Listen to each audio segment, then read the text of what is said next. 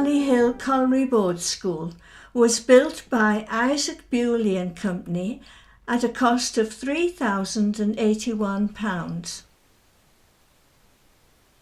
It was opened by Sir Charles Mark Palmer on Thursday, the 1st of August 1895.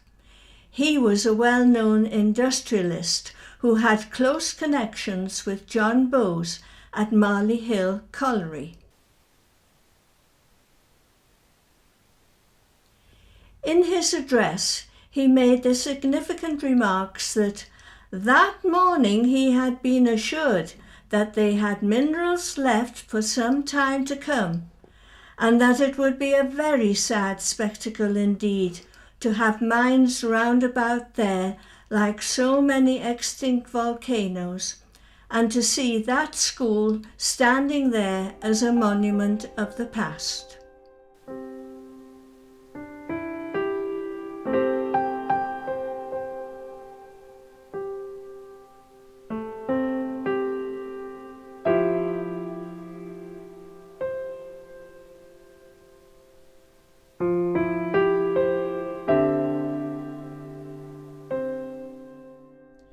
This fine stone building, which consisted of an infant school to the rear and facing the road 2 classrooms on either side of a long room with a partition.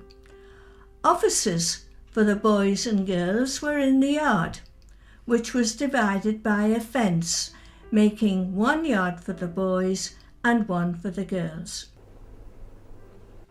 The school opened with 240 pupils aged 5 to 14 years old. In the 1960s and 70s, it was extended with a hall, a kitchen, indoor toilets and extra classrooms. Demountables were erected in the yard. By 1977, there were 330 children on roll, but after the opening of Clover Hill School, the number of pupils gradually decreased until there are less than 10 left.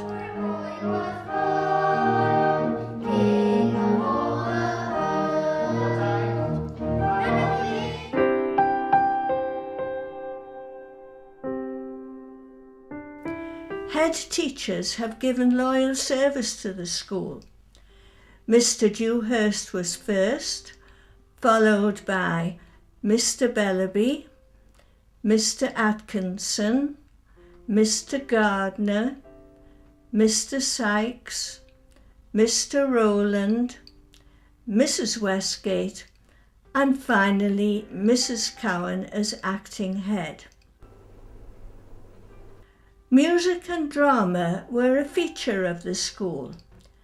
Mr. Atkinson was a keen musician and took great pride in his junior and senior choirs, achieving success in several Tynedale music festivals.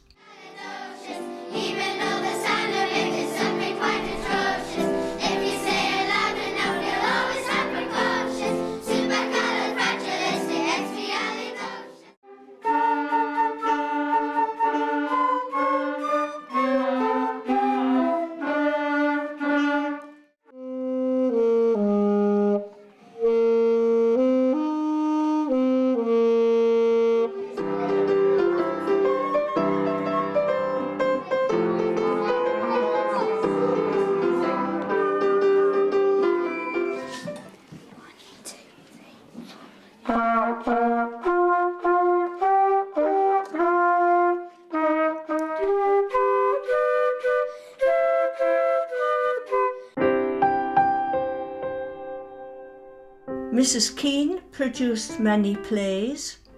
Miss Everett was very enthusiastic with the youth theatre, and the Christmas Nativity tableau produced by Mrs. Telford was very popular with both children and parents.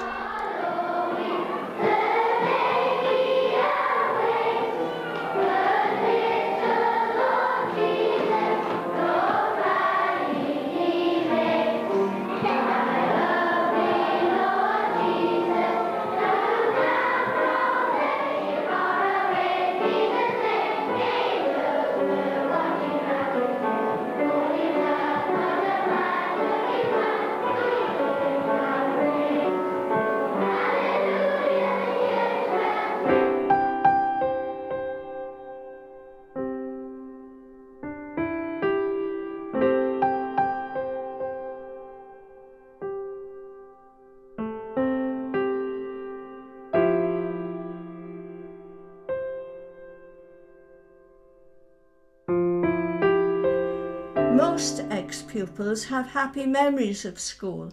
But this was a great little school, and we thoroughly enjoyed our time here. And it's a shame that it's going to close, which is a great pity. Yeah, well, my great-grandfather came from Ribblesdale near Blackburn in 1894, and he became headmaster of this school in 1895. And he stayed here until 1913. Miss Lamb was our first teacher, ended up Mrs. Hutton, and I believe she's still alive. And then we went into the classroom at the far end, Mr. Gillander, and then we had, I think it was Mrs. Hobson, and Mr. Sykes was my last teacher. Everybody came through, the infants, to come to the other classrooms, so everybody trudged through there. And everybody had their duties to do. People, you were sometimes called the teacher's pet because you gave out the rulers and the pencils. In particular in mornings when it was cold, because there was no such thing as central heating. You kept your coats on and you jumped up and down and swung your arms about until you got warmed up, and everybody sat in the classroom huddled together to keep warm. But Mr. Atkinson was the head. He was quite strict, but I think probably one of the best liked head teachers in the area, and one of certainly the best liked head in this school for a long time. I remember going to the Lake District and I think it was about 1952, and I'd never actually seen a TV set because we didn't have one at home, and we went into this place in Keswick for tea. I remember fish and chips, and there was a tiny little, I think it was about a 14-inch TV set, and I'd never even seen one in my life before. I left in 1958 and left school on the Friday in November and joined the police service on the Monday, and did 34 years in the police service in Wickham, Durham, Darlington and Birtley. I now live in Chester Street.